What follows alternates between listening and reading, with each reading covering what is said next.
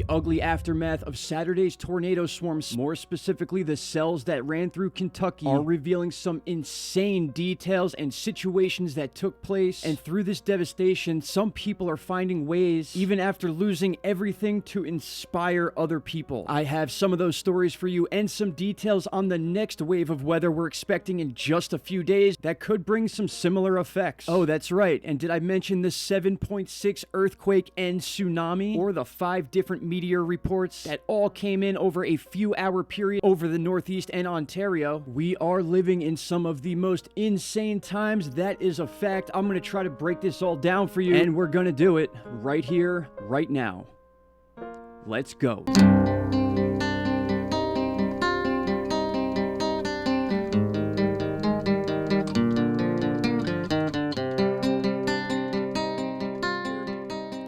Good late morning, my friends. We're going to start right here in the Western Pacific, specifically Indonesia, with this 7.6 downgraded earthquake to a 7.3. Took place about 9.5 hours ago now. And believe it or not, this thing packed a tsunami with it. A small one, but a tsunami nonetheless. When looking at the USGS tsunami info, it says no tsunami warning, advisory, watch, or threat. That's as of right now. But if you do a little digging, you will see that the 7.4 magnitude, according to this article, did in fact come with a minor tsunami. After about 20 different aftershocks with this earthquake, it was determined that about a 7 to 10 centimeter tsunami, not much, but it was something, generated, with some of the aftershocks reaching 5.6 to 5.8. If you get down into the map here, these red blocks show where most of the damage was. So there was in fact damage with the tsunami. I'm still getting some details about that, and I'll report them as they come in. As you can see over here on our DART system tsunami warning buoy site, it's a mouthful. We have 2 buoys going off right where the earthquake took place, and check these out. One of these shot up about 30 meters immediately. That's what had a lot of people up in arms about the possible tsunami, even though this was more than likely a glitch or an exaggeration. And we have the second one here with some more event details that gives us a little bit of a better idea of what we see when the seafloor is disrupted by an earthquake. It's almost like a jagged shake, and this makes a lot of sense to then create a 7 to 10 centimeter tsunami. I'll get into the meteor sightings in just a minute, but we gotta talk about the Kentucky tornadoes, the MAYFIELD tornado, and that entire swarm that took place. And you're looking at a GIF chart right now of some upcoming weather that very much mimics that situation. And now I want to be clear, I'm not saying this is a guarantee, but we have a very similar setup to what we just saw with Winter Storm Atticus. We made a video about this just as the storm was wrapped up over the Great Lakes, as you're seeing this storm is likely to do around the 16th. So we're looking at a very similar setup, a very strong and potent low pressure system above the Great Lakes. And then as we move forward, you're going to see that energy being pulled up again, a little bit more to the west this time, that western part of the Gulf over Texas, but the same result happens. We have that stretch of severe weather over the exact same area of the previous tornado swarm on Saturday. A few more clicks gives us the actual severe weather that could extend over a 2-day period all the way into eastern Kentucky, some of it shown in West Virginia. And then as we finish out the forecast, we could see it kind of just flows upwards, not really moving, and definitely a concern. I'll go ahead and speed this up so you can watch it a few times on loop. A very similar situation to Winter Storm Atticus. I'll continue to update this through any changes that it shows. Now, all it takes is a simple search on the internet to start seeing and reading about some of the crazy stories, both of inspiration and survival, coming out of the MAYFIELD situation more specific, and just the power of some of these storms. They are still trying to figure out exactly how strong some of these tornadoes were. The MAYFIELD tornado was at least an EF3. You're looking at an image right now from Kentucky of a tree branch that was lodged into a huge tire of a Silverado truck. That is insane power, insane wind speeds, and you can only imagine the stuff that we haven't seen coming out of this storm. As you can see in this article here from WHAS 11, EF1 to EF3 tornadoes hit across Kentucky. Survey teams still assessing the areas. They probably will be for a while, and I could tell you some of these storm paths looked like EF4 to EF5 damage. Now really quick, my friends, I wish I could play this video. I don't want to worry about the copyright stuff, but I will lead you to it. This video is a tearjerker, and from what I got from the context, obviously this poor man's house, his family have lost basically everything, no roof to their house whatsoever, but yet the guy is sitting in front of his damaged piano playing an amazing song and just trying to give out a vibe that they are okay, that they are going to push through this. Whatever sort of inspiration or motivation or anything that can be given to some of these people, or to at least share some moments of positivity. It's very, very hard to find a a silver lining in situations like this, but I will lead you to this video, and it's just very nice to see that some people have the ability to be this strong through situations like this. It's heartbreaking, but it'll make you smile at the same time. All right, and sorry for jumping around so quick. There's so much to cover. We're looking at the Northeast once again and the meteor situations. My friends, this all took place in one night over a few hour period. You're looking at the first sighting. Here is the second, here is the third, and here is the fourth. And I said there were 5 because there was one down towards the southeast also. Not quite the Northeast, but the same half of the country. And you know me, anytime we get these bulk sightings, which are all categorized as different space rocks based on the information and time, it's still mind-blowing to see this many sightings taking place at the same time we're getting these sonic booms and minor earthquakes in the Northeast. We've been talking about this for weeks now. There's some sort of change going on, whether it's the New Madrid Fault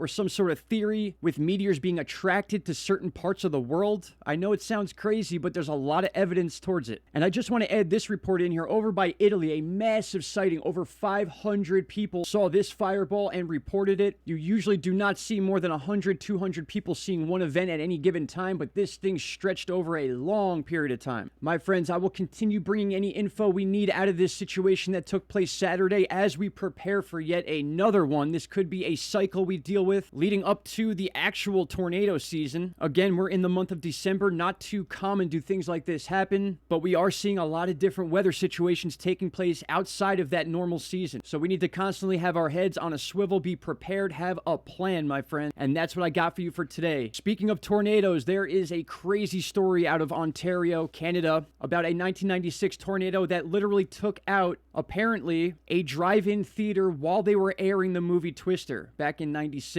I'm going to do a video on that. We're going to talk about it. Until then, my friends, stay safe, be aware, shout out to Canada, and I will talk to you all in the next video. Take care. Bye-bye. Stop right there, my friends. If you have not already, click that subscribe button and don't forget to hit the bell icon. Click all and you will get all notifications from this channel. And trust me, you won't be disappointed.